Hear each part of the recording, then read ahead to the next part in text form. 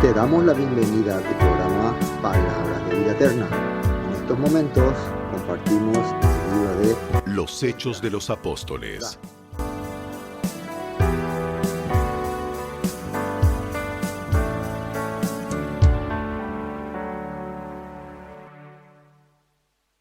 Entonces, habíamos empezado ya el libro de Hechos de los Apóstoles. Habíamos visto exactamente todos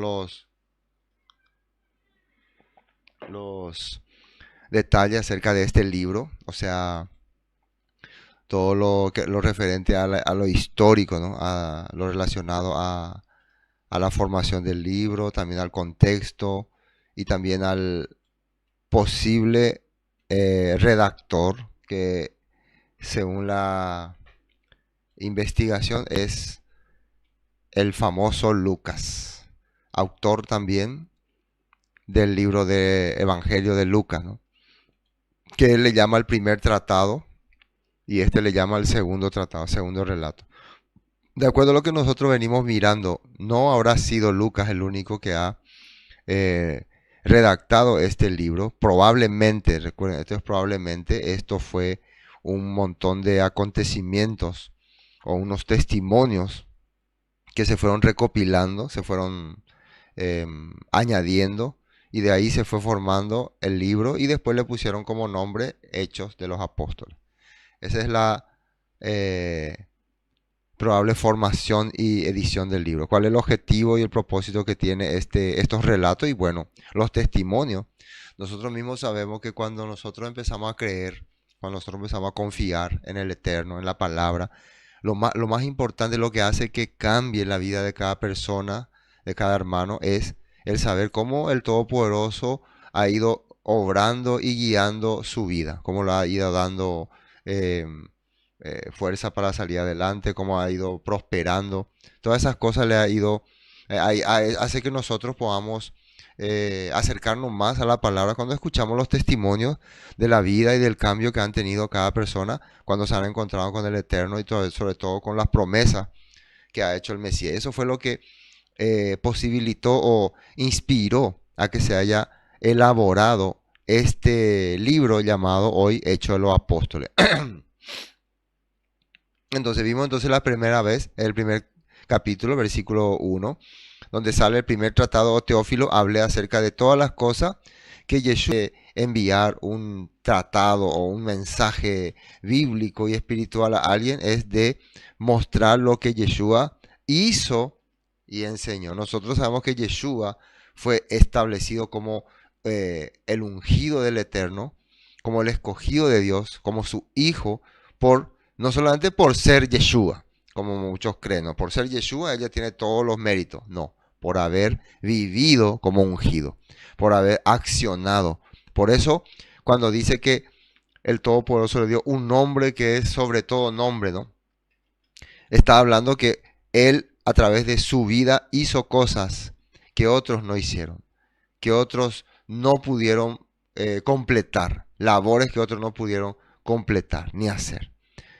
Una parte donde la escritura dice que él hará cosas mayores, no, que nosotros haremos cosas mayores que él, no se refiere netamente a los milagros, como muchas veces las personas creen. Imagínense que si el Mesías Yeshua fue escogido como ungido del Eterno para reinar sobre Jerusalén, nosotros hagamos más milagros que él, como hoy en día muchos creen. No, las cosas que nosotros haríamos mayor que él, precisamente lo que sale ahora en la continuación que vamos a hacer en este capítulo, que nosotros vamos a través de los apóstoles, los discípulos, van a extender este mensaje mayormente que lo que Yeshua ha hecho. Yeshua logró llevar el mensaje por todo el territorio de Israel, pero los discípulos van a llevar este mensaje por todo el mundo y lo van a seguir llevando como hasta ahora se está llevando este mensaje.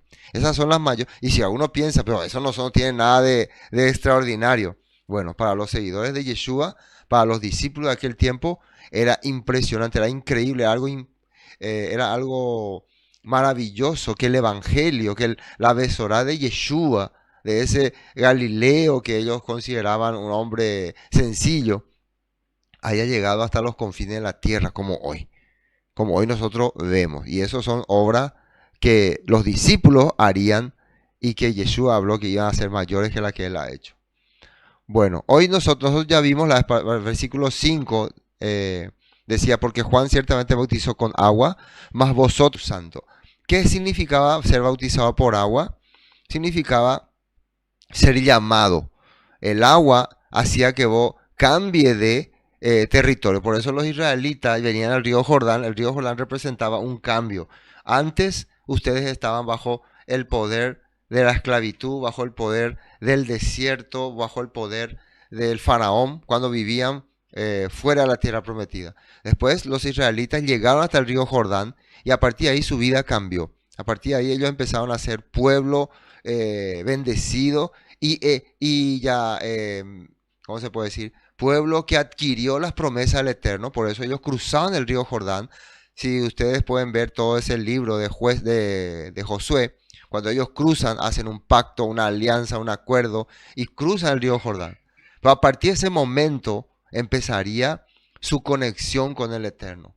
A partir de ese momento comenzaría su vivencia con el Eterno, pero ya dentro de la tierra prometida. Entonces lo mismo que Yeshua está explicando acá. Juan los llamó a ustedes a dejar ese mundo de esclavitud, ese mundo de desierto. Desierto significa exilio, abandono, para ahora ustedes introducirse al mundo del Eterno, y eso es lo que van a hacer al estar ya guiados por Yeshua. Él los va a bautizar con el Ruach HaKodesh.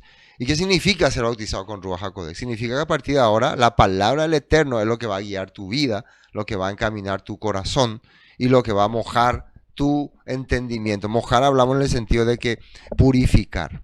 Eso ya leímos la pasada en Ezequiel. Bueno, habiendo entendido todo este punto, vamos al versículo 6. La ascensión. Esto también es importante entenderlo. Habían reunido, le preguntaron diciendo, Señor, ¿restaurarás el reino de Israel en este tiempo? Nosotros queremos hoy compartir, teníamos la intención de compartir hasta el 26. Si nos da la oportunidad, vamos a compartir hasta el versículo 26, porque me quiero quedar para explicar un poco en detalle esta pregunta que le han hecho. Escuché algunos comentarios sobre este tema que probablemente decían, ¿no?, que los discípulos todavía no estaban entendiendo el plan de Yeshua, de que él no vino a restaurar el reino en ese momento, no vino a restaurar el reino terrenal. Puede ser que tengan razón en esa perspectiva de que ese no era el tiempo de restaurar el reino terrenal. No era el tiempo, porque no estaban dadas las condiciones. Aparte de que faltaba recuperar a las ovejas perdidas que estaban dispersas entre las naciones. Faltaba que este mensaje llegue hasta todas partes. Es como decir, faltaba llamarle a todos los invitados a las bodas. Las bodas estaban preparadas, pero los invitados principales no eran dignos, como los judíos. Entonces hay que llevar este mensaje a todas partes y traer a los invitados que el Todopoderoso estaba preparando, que aparentemente no eran dignos, ¿no? A todos los invitados que estaban dispersos entre las naciones. Entonces ellos no están haciendo mal la pregunta, porque ellos están viendo que ya el Mesías ha ejecutado todas las cosas que tenía que hacer, inclusive ha resucitado de los muertos. Ellos están convencidos de que más que esto que necesitamos para que sea restaurado el reino, nuestro Mesías ha superado nada más y nada menos que la muerte. Entonces son, ¿cómo se dice? Son cosas clave, pero nosotros vamos a ver por qué todavía en ese momento no podía restaurarse el reino. Y también vamos a entender si acá esta palabra, el reino de Israel, esa es la misma palabra que el reino de Dios, porque veo que algunos comentaristas del movimiento cristiano tradicional dicen que el reino de Dios es una cosa y el reino de Israel es otra cosa, que no tienen nada que ver. Vamos a ver, con los textos vamos a poder entender. Bueno, estamos entonces, los que se habían reunido con Yeshua le preguntaron diciendo, Señor, ¿restaurarás el reino de Israel en este tiempo? Y vamos a la nota 6. Vamos a la nota 6. Nueva traducción viviente dice así, así que mientras los apóstoles estaban con Yeshua, tiempo de que liberes a Israel y restaures nuestro reino. Yo le están preguntando si ya llegó el tiempo. Ya llegó el tiempo, si este es el tiempo, está bueno. Para mí que la pregunta está bien. No es que ellos no están conscientes de todo lo que han aprendido. Al contrario, están bien conscientes. Esto dice en esta versión, creo que es la versión Kadosh, la ascensión dice, cuando estaban juntos le preguntaron, Adón, en este tiempo restaurarás el gobierno de Israel, y acá ya habla de esta palabra gobierno. El versículo 7 dice, y les respondió, ustedes no necesitan saber los tiempos o las fechas del Padre. Ha guardado esto bajo su propia autoridad. Pero recibirán poder cuando el Ruach HaKodesh venga sobre ustedes y serán mis testigos en Jerusalén, en todo Yehudá y en Shomrón, en verdad hasta lo último de la tierra. Estos son los 3 versículos que vamos a ir viendo. Entonces, una vez más le preguntan también eso a Yeshua, y yo quiero mostrar lo que decía en Deuteronomio acerca de lo que sería la restauración, que esto no es algo que ellos están inventando, no es que los discípulos no entienden muy bien lo que le están preguntando a Yeshua. Ellos están bien convencidos de que todo lo que ha hecho Yeshua reúne los requisitos para restaurar el reino. ¿Y por qué? Porque justamente la Torá, que es el libro, la instrucción del pueblo de Israel, el libro como la constitución de los israelitas, ¿qué decía en el libro de Deuteronomio 31? Fíjense lo que decía ahí, Nueva Versión Internacional. Cuando recibas todas estas bendiciones o sufras estas maldiciones de las que te he hablado y las recuerdes en cualquier nación por donde el Señor tu Elohim te haya dispersado, y cuando tú y tus hijos se vuelvan al Eterno tu Elohim y le obedezcan con todo el corazón y con toda el alma, tal como hoy te lo ordeno, entonces el Eterno tu Elohim, que dice ahí, aquí aparece la palabra, restaurará tu buena fortuna y se compadecerá de ti. Volverá a reunirte de todas las naciones por donde te haya dispersado. Entonces, este texto de la Torá hablaba de que cuando el corazón del pueblo cambie, cuando el corazón del pueblo se vuelva nuevamente al Eterno, Él va a restaurar todas las cosas que estaban desterradas, desintegradas, ¿no? Esto era una profecía. Y dice que también le iba a traer de la dispersión, cosa que todavía faltaba por cumplirse. Dice ahí entonces, versículo 3, el Eterno tu Elohim restaurará tu buena fortuna y se compadecerá de ti, volverá a reunirte de todas las naciones por donde te haya dispersado, aunque te encuentres desterrado en el lugar más distante de la tierra, desde allá el Eterno tu Elohim te traerá de vuelta y volverá a reunirte, te hará volver a la tierra que perteneció a tus antepasados. Fíjense muy bien, la Torá habla de que la restauración es que el pueblo iba a regresar a la tierra que perteneció a su antepasado. Y tomarás posesión de ella, te hará prosperar y tendrás más descendientes que los que tuvieron tus antepasados. Eso es lo que dice la Torá. Ahora, miremos lo que dice en Primera de Reyes sobre la promesa para reinar al rey Salomón, para que podamos entender qué es el reino que tiene que ser restaurado, qué es lo que se le prometió a la descendencia de David y por qué ellos le están preguntando a Yeshua. ¿Y quién era Yeshua? Si Yeshua no era un descendiente de David, uno del linaje de la promesa, no le iban a estar preguntando esto. Primera de Reyes 9:4 dice, promesa para reinar a Salomón. En cuanto a ti, esto le está hablando el Eterno a Salomón, si sigues con integridad y con rectitud, como lo hizo tu padre David, y obedeces todos mis mandatos, decretos y ordenanzas, entonces estableceré tu dinastía en el trono. Esta palabra trono es igual que reino de Israel, trono de Israel. Y acá, fíjense que nos estamos confundiendo porque acá aparece la palabra trono de Israel, que en el Nuevo Testamento no se menciona así, se menciona reino de Dios. Solamente los israelitas, los discípulos ahí en Hechos mencionan ya la palabra reino de Israel, porque en realidad esa tendría que ser la palabra correcta. Decretos y ordenanzas. Entonces estableceré tu dinastía en el trono de Israel. ¿Qué dice ahí? Para siempre. Para siempre. Pues a tu padre David le prometí, siempre habrá uno de tus descendientes en el trono de Israel. Esto es una promesa que se le había dado al linaje de David. Segunda de Crónicas 13:5, nueva traducción viviente. Reino de Elohim y reino de Israel. Veamos qué dice acá. No se dan cuenta, esto era cuando estaba habiendo una guerra entre un rey de Judá y el rey Jeroboam del norte, rey Abías, que era el rey de Judá, y él quería explicar que esta guerra es injusta, esta guerra no tiene fundamento. El reino del norte estaba haciendo cosas porque el reino del norte quería invadir el reino del sur, quería acabar con el reino del sur, quería que solamente exista el reino del norte, a pesar de que Dios le había permitido al rey Jeroboam reinar. Pero él, ¿qué hizo? Él corrompió al pueblo, hizo 2 becerros de oro. Entonces ahora está atacando al reino del sur. Y entonces el rey Abías le da esta palabra, le dice esta palabra.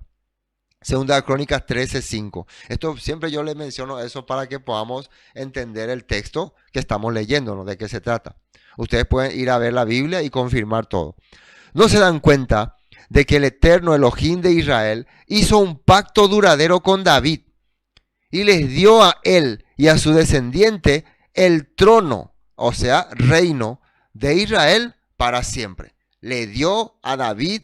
¿Quién dice que hizo el pacto? El Todopoderoso. Por lo tanto, ese reino no es simplemente el reino de Israel, es el reino de Dios, porque fue Dios, fue el eterno Elohim lo que hizo pacto con David. Y eso le está diciendo Abías a Jeroboam. Bueno, ahora vamos a aprender un poco esta palabra, lo que significa en hebreo. La palabra restaurar. En hebreo es la palabra shut, que puede significar, tiene varios significados, pero yo solamente traje estos significados importantes. Shut. Restituir, o sea, devolver algo que se perdió. Volver, o sea, regresar también, de ahí viene teshuvah también. Restablecer, también trasladar.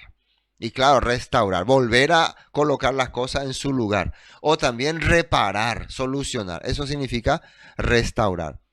El griego se usa la palabra, y atiendan bien, apokapsistemi. ¿Qué significa reconstruir?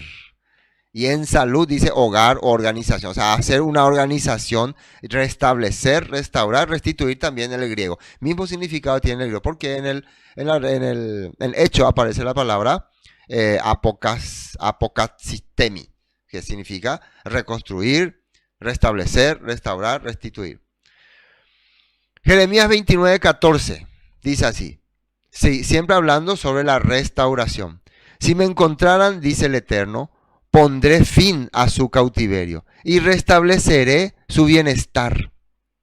Los reuniré de las naciones a donde los envié y los llevaré a casa de regreso, a su propia tierra, si me encontraran, dice. Isaías 43:6 dice, les diré al norte y al sur, traigan a mis hijos e hijas de regreso a Israel, donde los rincones más lejanos de la tierra. Entonces, constantemente el Todopoderoso está hablando acerca de la restauración. Juan 11:51 dice así, no dijo eso por su propia cuenta. Esto es cuando Caifás, cuando era sumo sacerdote, había dicho una palabra y el escritor de Juan está diciendo que esta palabra que él está diciendo no lo dijo por decir, sino que era una como inspiración, aunque él no sabía, tipo profetizando algo que iba a ocurrir. Miren lo que dice, no dijo eso por su propia cuenta. Como sumo sacerdote en aquel tiempo fue guiado a profetizar que Yeshua moriría por toda la nación.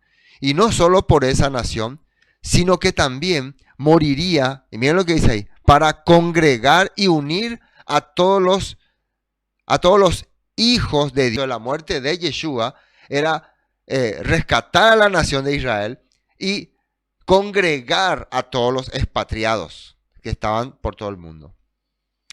Lucas 1:30, Yeshua, linaje de David.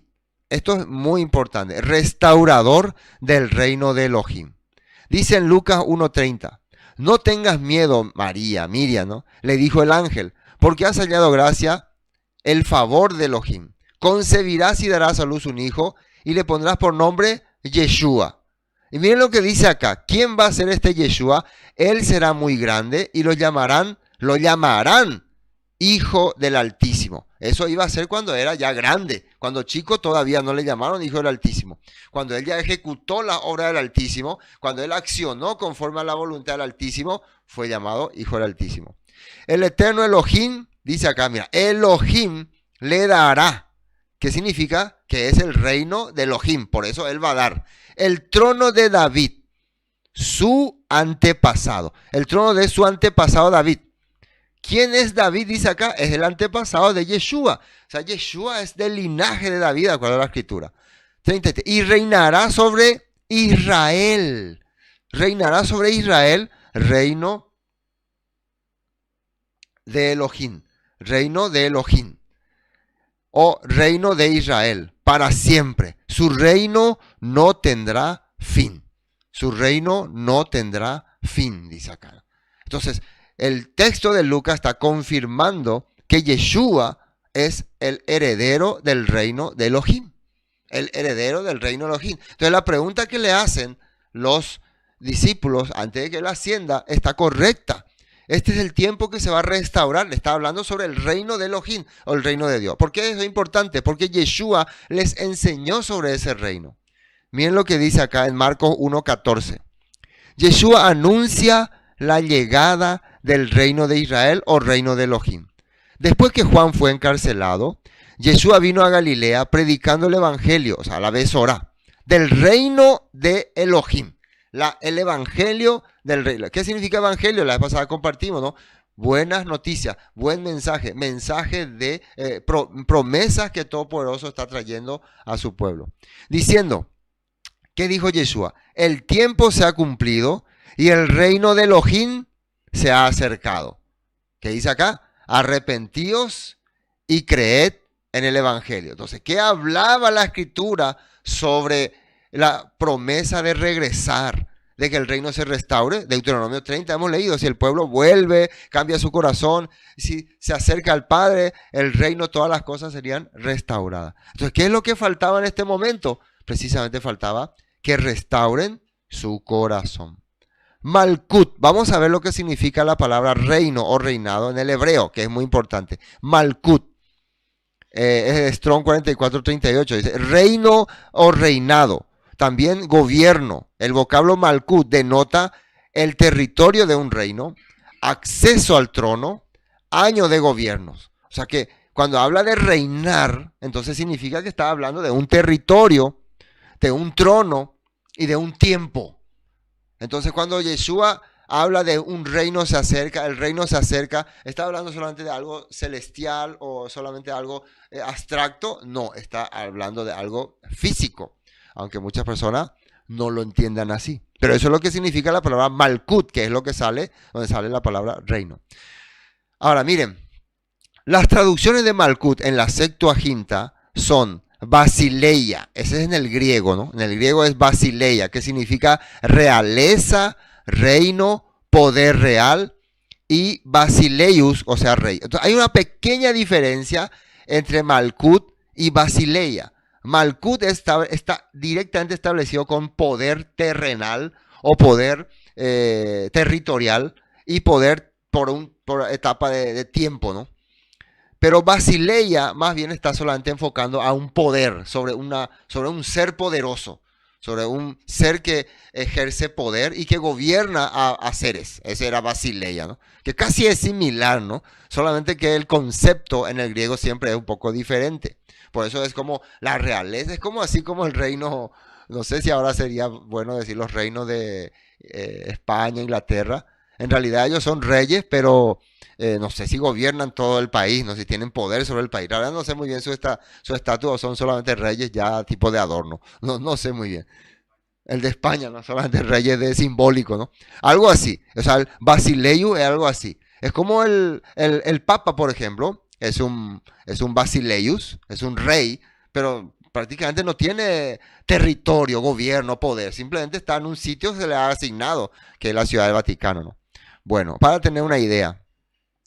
Dice, el término Basileus es un vocablo griego que literalmente significa emperador, rey o monarca. Y servirá para designar a varios tipos de jefes de Estado durante la historia. Por ejemplo, Basileius en la Grecia antigua, dice. En la Atenas clásica, el arconte Basileius, ¿qué significa esa palabra? Rey gobernante. O sea, ese es como decir que alguien que tiene poder, más que territorio, más que tierra o gobierno en un sitio, tiene poder. Representa el último vestigio de la monarquía, aunque gran parte de los poderes de esta habían sido transferidos a otras instituciones como el aerópago y posteriormente la boule y la eclesía. El arconte Basileius mantenía nominalmente la posición más alta en la política ateniense, junto con el arconte epónimo y el polemarca. Bueno, estas palabras que ustedes están viendo acá, le voy a resumir porque si le digo el significado de cada uno, vamos a perder mucho tiempo. Son diferentes tipos de gobierno. Eran, por ejemplo, consejos, asamblea, algo así como hoy tendríamos los diputados, los senadores, la corte judicial, diferentes tipos de poderes. Pero lo que quería decir acá, este punto, es que, por ejemplo, la eclesía, ¿no? La eclesía es donde después salió la iglesia. Era un tipo de gobierno también, donde era como un gobierno que se reunía hacia congregarse hacia afuera, congregación era, asamblea. Tipos de poderes. Entonces todo esto está queriendo hacer entender de lo que era un Basileius. Ahora, el arconte Basileius era el que encargado de supervisar la organización de los ritos religiosos. O sea, también el líder griego que tenía este título de, ¿cómo dice acá? Basileus, manejaba la religiosidad del pueblo. Más adelante eso fue considerado como los papas, los obispos, y ellos fueron prácticamente los reyes actuales que quedan.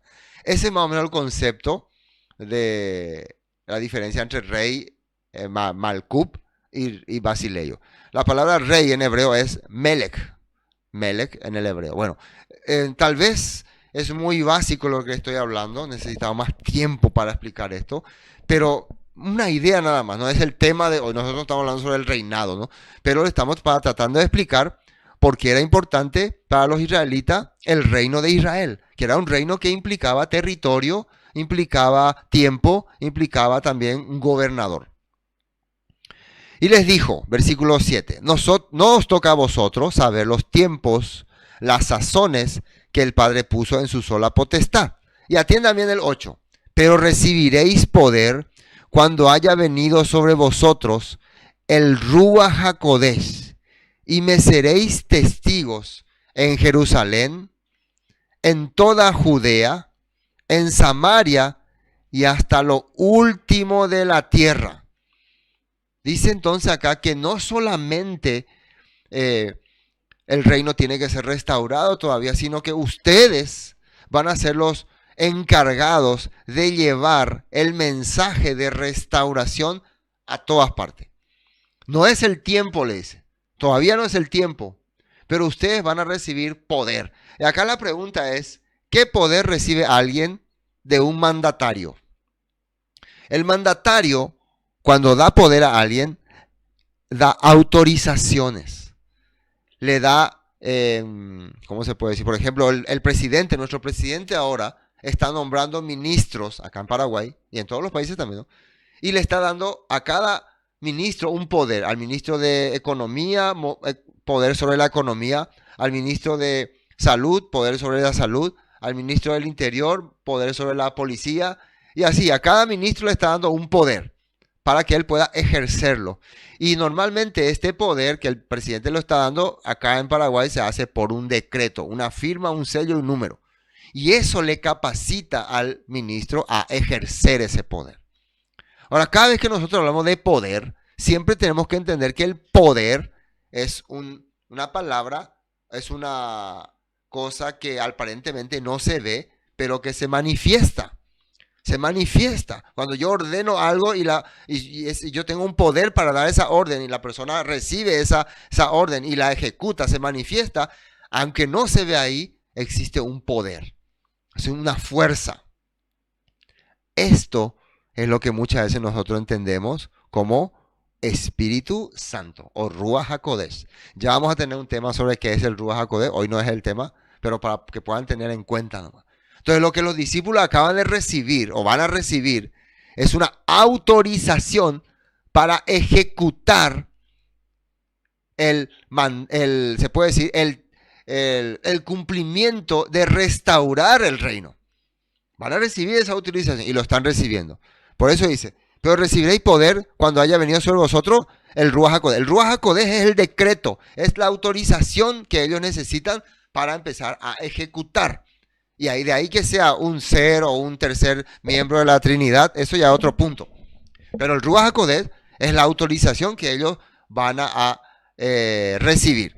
Ahora, vamos a ver un poco qué nos dice la Escritura acerca de este poder. ¿De qué se trata? Nota 8. Juan 15, 27. Fíjense lo que dice ahí.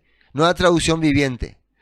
Y también ustedes deben dar testimonio de mí, porque han estado conmigo desde el principio de mi ministerio. Entonces Juan está diciendo que los discípulos, a partir de ahora, porque estuvieron presentes con Yeshua, van a dar testimonio de él.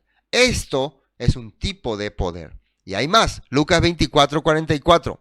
Cuando todavía estaba yo con ustedes, les decía que tenía que cumplirse todo lo que está escrito acerca de mí en la Torá de Moisés, en los profetas y en los salmos. Entonces, atiéndanme acá, les abrió el entendimiento para que comprendieran las escrituras. Entonces, ¿cómo es que ellos están ahora recibiendo un poder? Están entendiendo cosas que Yeshua les está explicando y cosas que Yeshua les dice que estaban hablando sobre él. Entonces ellos están ahora siendo participantes del mismo poder que Yeshua estaba implantando, que Yeshua había traído de lo alto. Por eso ellos estaban ya recibiendo esa autoridad, que era comprendieran las escrituras. Hermanos, si nosotros no comprendemos las escrituras, si nosotros no tenemos entendimiento sobre la Torá, sobre la restauración, no tenemos ningún poder para llevar el mensaje de restauración, ni a Judea, ni a Jerusalén, ni a ningún lado. El Todopoderoso, el poder que nos está dando a través de su decreto, que es el Rúa, que es su espíritu, es abrirnos el entendimiento para que comprendamos las escrituras y de esa manera poder llevar este mensaje de restauración. No sé qué otro tipo de poder busca la gente. Algún rayo que caiga de ahí, que le dé el ki, el kamehameha, así. Algo, un poder como que pueda hacer así, hacer volar a las personas. Eso no es el poder que la Biblia habla. Tal vez sea otro tipo de poder. No sabemos de dónde viene. Juan 20, 19. Continuamos acá. Al atardecer, nueva versión internacional está, ¿no? Nueva versión internacional.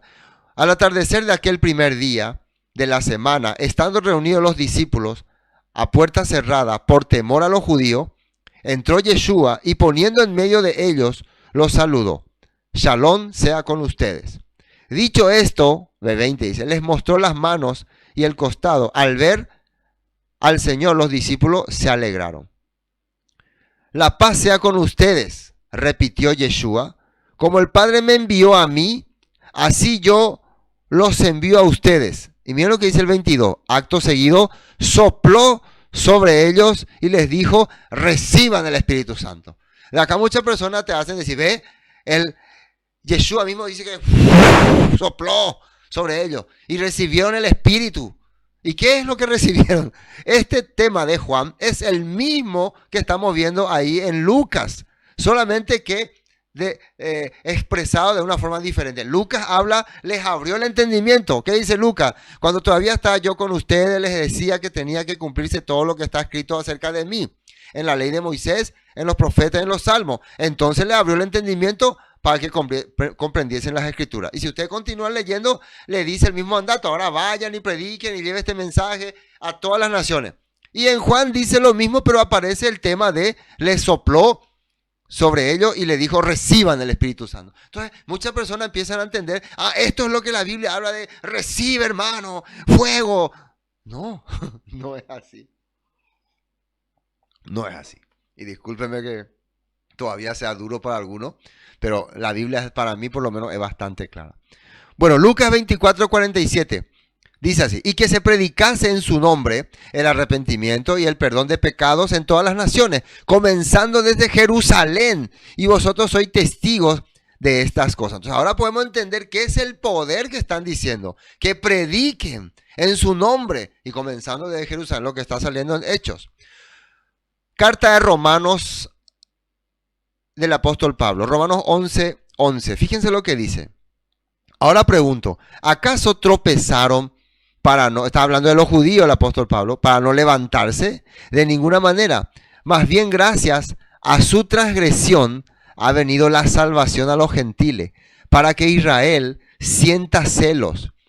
Pero si su transgresión ha enriquecido al mundo, es decir, si su fracaso ha enriquecido a los gentiles, cuánto mayor será la riqueza que su plena restauración producirá. O sea, en pocas palabras lo que Pablo dice, si los judíos por haber fracasado, ese fracaso trajo esperanza a los gentiles, trajo esperanza a los goim, a la gente que no tenía nada que ver con las promesas, ¿cuánto más será cuando Israel sea restaurada totalmente? Eso es lo que está hablando. O sea, hay un poder delante del Todopoderoso para nosotros, los que no somos parte directa del pueblo hebreo.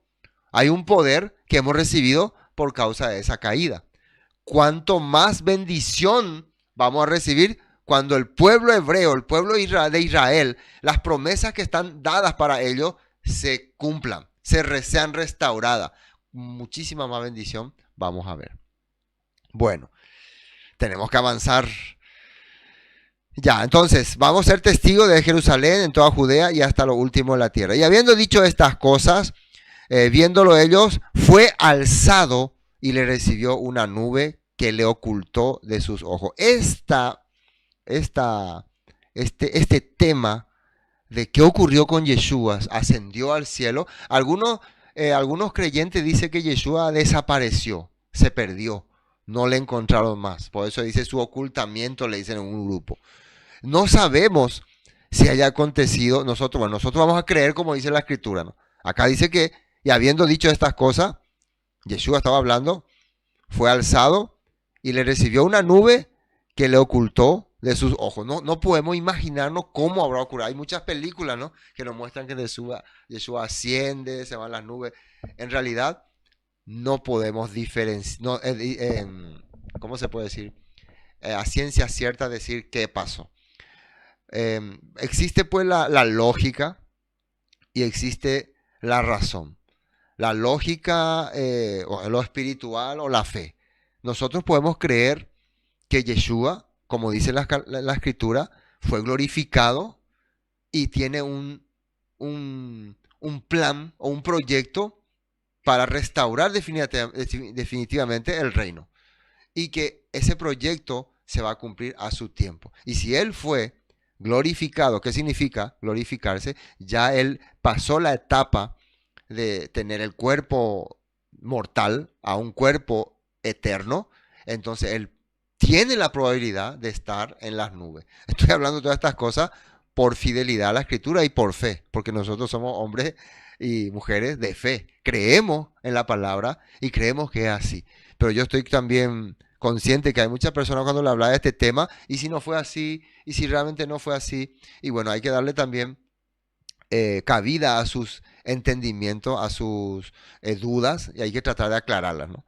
Bueno, entonces probablemente esto es lo que ellos sintieron, que Yeshua desapareció. También algo así aparece en la Biblia con Elías y aparece también con Enoc. Pero nosotros ya hemos estudiado que esas desapariciones eran que se trasladaron a otro lugar. Pero realmente algo ocurrió con Yeshua, y para nosotros, los que creemos en Yeshua, Él no está muerto. Para nosotros no es un hombre que existió, vivió, enseñó muy bien y murió y dejó buen legado. Por lo menos para nosotros. Para muchos seguidores también de Yeshua, ¿cómo se dice? Discípulo de Yeshua. Él fue un gran maestro, un gran intelectual, un hombre que revolucionó la humanidad. Y hasta ahí. Pero para nosotros, Él superó la etapa de la muerte. Y esa es la esperanza que nosotros, los que creemos en Yeshua, tenemos. La misma experiencia que tuvo Yeshua, nosotros también anhelamos que la vamos a recibir. Superar esta etapa de la muerte. ¿La vamos a conseguir o no? No sabemos. Nosotros por fe, por fidelidad, por emuná, por confianza en el Eterno, creemos estas cosas. Y creemos que de la misma forma también no ocurrirá. Porque aquí dice así, ¿no? Dice, y estando ellos con los ojos puestos en el cielo, entre tanto que se iba, he aquí se pusieron junto a ellos dos varones con vestiduras blancas. Aparecieron dos varones, dice. En la nota dice, mientras se esforzaban por verlo ascender al cielo, dos hombres vestidos con túnica blanca, de repente se pusieron en medio de ellos. No sabemos qué tipo de personas eran estos hombres. Probablemente también eran dos hombres que habían sido glorificados. No, algunos dicen que eran ángeles. Realmente acá dice dos varones, dos seres. No sabemos cuál es su condición. Simplemente así lo mencionan. Los cuales, dice el versículo 11, también les dijeron, varones galileos, ¿por qué estáis mirando al cielo? Este mismo Yeshua que ha sido tomado de vosotros al cielo, así vendrá como la habéis visto ir al cielo. Y esta es una promesa. Estos varones probablemente eran personas profetas, no sé, mensajeros del Padre. Le están diciendo que así como le están viendo, miren bien, atiendan bien ahí, atiendan bien. Los cuales también le dijeron, varones galileos, ¿por qué estáis mirando al cielo? Este mismo Yeshua que ha sido tomado de vosotros al cielo, ¿qué dice ahí? Así vendrá como la habéis visto ir al cielo. No dice que nosotros vamos a ir volando hacia Él al cielo. Él va a venir del cielo para restaurar la tierra. Eso es muy importante que podamos entender. Nota 11. Apocalipsis 1:7 dice, he aquí viene con las nubes. Una palabra también que habla sobre la venida de Yeshua. Y todo ojo le verá, y lo que le traspasaron, y todos los linajes de la tierra harán lamentación por él. Sí, amén. Habla de su venida. Mateo 24:30. Entonces aparecerá la señal del Hijo del Hombre en el cielo. ¿Y qué dice? Y entonces lamentarán todas las tribus de la tierra. ¿Y qué dice ahí? Y verán al Hijo del Hombre viniendo sobre las nubes del cielo con poder y gran gloria. Una vez más, Yeshua dice que va a venir. Y aquí vamos a espolear un poco el capítulo 3. Dice, Pedro está contando, es necesario que él permanezca en el cielo. O sea, Pedro está confirmando que Yeshua está ahora en el cielo. Hasta que llegue, dice, el tiempo de la restauración de todas las cosas, como Elohim lo ha anunciado desde hace siglos por medio de sus santos profetas. Pedro está hablando entonces que todo lo que está ocurriendo, el que Yeshua esté en las nubes, esperando el tiempo programado, está anunciado por los profetas. Bueno, entonces hasta aquí vemos sobre el tema de Yeshua y la palabra de la restauración de Israel y de su ascensión. Después pasó un tiempo, los israelitas, recuerden que ya habían pasado por lo menos 40 días, ¿no? Desde que Yeshua resucitó, estábamos ya acercándonos al tiempo de Shavuot, a la fiesta de Shavuot, la fiesta de Pentecostés. Y probablemente unos días después, los discípulos se fueron a un lugar donde estaban hospedados para tomar unas decisiones. Dice el versículo 12. Entonces volvieron a Jerusalén desde el monte que se llama del Olivar o de los Olivos, el cual está cerca de Jerusalén, camino de un día de reposo. Y entrados subieron al aposento alto donde moraban. En otra versión dice a la casa donde estaban rentando, donde estaban hospedando. O sea, no era su casa de ellos, era una casa que estaban usando de hospedaje. Y recuerden muy bien, en esta casa ellos tuvieron la última cena con Yeshua, ahí estuvieron los últimos tiempos, y no era un lugar para que se reúnan tanta gente. Donde moraban Pedro, Jacobo, Juan, Felipe, Tomás, Bartolomé, etc. Todos los discípulos, ¿no? Versículo 14. Todos estos, bueno, ¿de qué dice que estaban haciendo durante ese tiempo? Perseveraban unánimes en oración y ruego con las mujeres y con María, la madre de Yeshua, y con sus hermanos. Acá dice con las mujeres. Para los judíos, para los israelitas, no era tan común que estén entre hombres y mujeres, pero en este momento todos estaban teniendo un pensamiento como hermanos, hermanas, y estaban empezando a vivir una vida de restauración y estaban empezando a prepararse para restaurar por lo menos el mensaje del maestro. Entonces las mujeres eran muy importantes en este ministerio, que las mujeres también se enfocaban en ser parte de esta restauración. Y ahí estaba encabezando, dice la mamá de Yeshua. Y también sus hermanos. A partir de este momento sus hermanos empiezan ya a participar fuertemente en el ministerio de los seguidores de Yeshua. En aquellos días, ahora, pasando unos días, esto, entre el versículo 14 y 15 hay unos días de separación. Y probablemente ya estábamos más cerca de la venida del Ruach HaKodesh, de Pentecostés, perdón. ¿Y qué dice acá? En aquellos días Pedro se levantó en medio de los hermanos y reunidos eran como 120 en números. Esto ya no es en el mismo lugar donde estaban antes. En el aposento alto no iban a entrar 120 personas. Probablemente esto ya era en Jerusalén o ya era esperando Pentecostés, ya era reunido en un lugar más grande. Dice que les habla así: varones hermanos, ya eran seguidores de Yeshua, ya estaban todos. Yo estoy convencido de que estos ya vinieron para la celebración de la fiesta de Pentecostés, por eso ya eran muchos. Varones hermanos, dice, era necesario que se cumpliese la escritura cerca de Judas, que fue guía de los que prendieron a Yeshua. Entonces, Pedro está hablando que lo que pasó con Judas estaba establecido en la Torá, dice. Y dice así, vamos a la nota 16. Este es el texto que probablemente Pedro estaba queriendo mencionar. Hasta mi mejor amigo, en quien tenía plena confianza, quien compartía mi comida, se ha puesto en mi contra. Salmos 41:9, escrito de David. Y era contado con nosotros, dice el versículo 17, y tenía parte en este ministerio.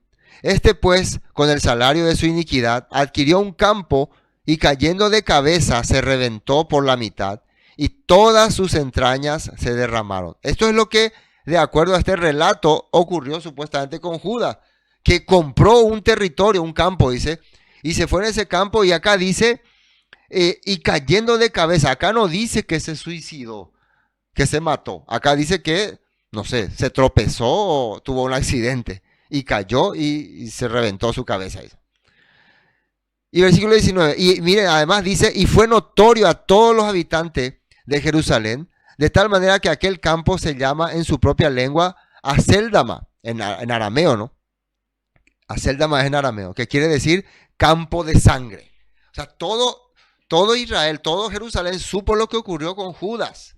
O sea, era notorio, de acuerdo al relato de Hechos, era notorio que Judas tuvo un accidente en el territorio que compró y se murió y reventó su cabeza.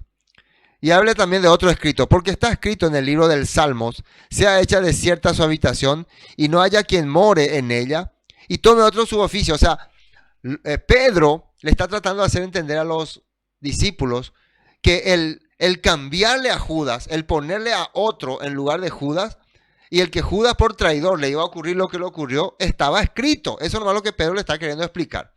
Están usando estos textos para relacionar lo que le ha pasado a Judas y su situación, ¿no? Hay realmente un evangelio de Judas donde contradice todas las cosas, pero ese es otro tema. Vamos a la nota 19. Hechos 1:18 dice, Judas había comprado un campo con el dinero que recibió por su traición. Allí cayó de cabeza, se le reventó el cuerpo y se derramaron los intestinos. La noticia de su muerte llegó a todos los habitantes de Jerusalén y ellos le pusieron a ese lugar nombre arameo, Acéldama, que significa campo de sangre. Ahora vamos a ver lo que dice en Mateo. Fíjense cómo hay una pequeña diferencia. Esto es cuando Judas le vende a Yeshua y después se entera de que ellos le van a matar. Entonces, según Mateo, él dice que vino y tiró las monedas a los judíos. Y miren lo que dice a los fariseos. Entonces Judas tiró las monedas de plata en el templo y salió y se ahorcó. Esto dice Mateo. Mateo dice que salió y se ahorcó. No sabemos cuál es la realidad. Les voy a decir lo que algunos comentan, según una narrativa, ¿no? Una tradición. Dicen que Judas se fue rápido, pero no pudo ahorcarse porque la rama que donde se iba a ahorcar era muy liviana y cayó entonces. Cuando estaba tratando de ponerse para ahorcar, se tropieza y cae y ahí muere. Esos son relatos que se han hecho. No sabemos si probablemente alguien viene y le cuelga a Judas o no sabemos realmente qué ocurrió. Pero Mateo relata que se ahorcó. Hechos relata que reventó su cabeza. ¿Cuál le está diciendo la verdad? Lo que sí es que se murió. Ese sí es certero. Ahora, miren lo que dice acá. Los principales sacerdotes recogieron las monedas. No sería correcto poner este dinero en el tesoro del templo, dijeron, ya que se usó para pagar un asesinato. Luego de discutir unos instantes, finalmente decidieron comprar el campo del alfarero y convertirlo en un cementerio para extranjeros. Por eso todavía se llama campo de sangre. Así que se cumplió la profecía de Jeremías que dice, tomaron las 30 piezas de plata, el precio que el pueblo de Israel le puso a él, y compraron el campo del alfarero como indicó el Señor. Bueno, yo busqué en Jeremías si realmente estaba hablando así, probablemente estaba hablando de otro escritor, pero sí menciona en Jeremías 32:15 que Jeremías hizo una compra. Pues esto dice el Señor de los ejércitos celestiales, Dios de Israel. Algún día de nuevo habrá dueños de estos terrenos que comprarán y venderán casas, viñedos y campos. Y cuando ustedes vayan a ese texto de Jeremías, hay toda una historia relacionada con la compra de ese campo. Habla que Jeremías compra un campo en pleno exilio, compra un campo, haciendo entender que llegará el momento en que Israel va a ser restaurado, porque ahora vamos a ser llevados cautivos y nuestra tierra va a quedar en manos de los babilonios, pero llegará el momento en que nuestra tierra va a volver a ser recuperada, entonces yo voy a pagar ese precio. Entonces algo así más o menos hacen los fariseos al comprar un territorio, un cementerio, para sepultar a los que no pertenezcan al pueblo de Israel, haciendo entender que en el futuro, cuando el reino sea restaurado, el Padre a esos que han sido fieles, porque no han sido israelitas, pero han sido fieles a Israel, van a heredar esa tierra. Es un mensaje un poco largo de explicar ahí, pero algo así se relaciona a este tema. Bueno, el tema es que ahora ellos quieren que otro ocupe el lugar de Judá, porque está escrito en el libro de los Salmos, sea hecha desierta su habitación y no haya quien more en ella y tome otro su oficio. Es necesario pues, versículo 21, que de estos hombres que han estado junto con nosotros todo el tiempo, que el eterno Yeshua entraba y salía entre nosotros, comenzando desde el bautismo de Juan hasta el día en que entre nosotros fue recibido arriba, uno se ha hecho testigo con nosotros de su resurrección. Y señalaron a dos, a José, llamado Barsabás, Barsabás, que tenía por sobrenombre Justo, y a Matías. Y orando, atiendan bien acá, orando dijeron, tú, Señor, que conoce los corazones de todos, muestra cuál de estos dos has escogido para que tome la parte de agresión para irse a su propio lugar. Y les echaron suerte, dice 11 apóstoles. A ver, ¿quién me explica cómo se echa suerte? Él está orando al Todopoderoso para que pueda elegir al sucesor de Judas. Y después, ¿cómo hacen? Echan suerte. Normalmente nosotros echamos suerte con la moneda, ¿no? A ver, cara o cruz. Cara, Matías. Cruz, Barsabás.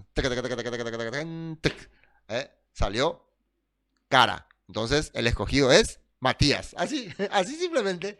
Entonces, pero hay que entender que para ellos ese acto, esa suerte fue un acontecimiento divino. Algo que el Eterno permitió. Ese era el concepto que ellos tenían en ese tiempo. Eso ellos pensaban. Ellos creían así. Y nosotros no podemos ¿cómo se dice? Criticar su manera de creer. Ahora, ¿qué dirían ustedes? Entonces que estaban ellos orando así y de repente una luz cayó sobre Matías, un fuego, una luz así. No, simplemente el dado o la moneda cayó a favor de Matías. Por eso, no sé si esta elección haya sido la correcta. Algunos dudan de esta elección porque realmente el que ha trabajado como apóstol fue el apóstol Pablo. Pero ese es otro tema, ese es otro punto. Hoy hasta acá queremos compartir, hermanos, tuvimos realmente, no alcanzó a explicar todo. Gracias por haber compartido con nosotros.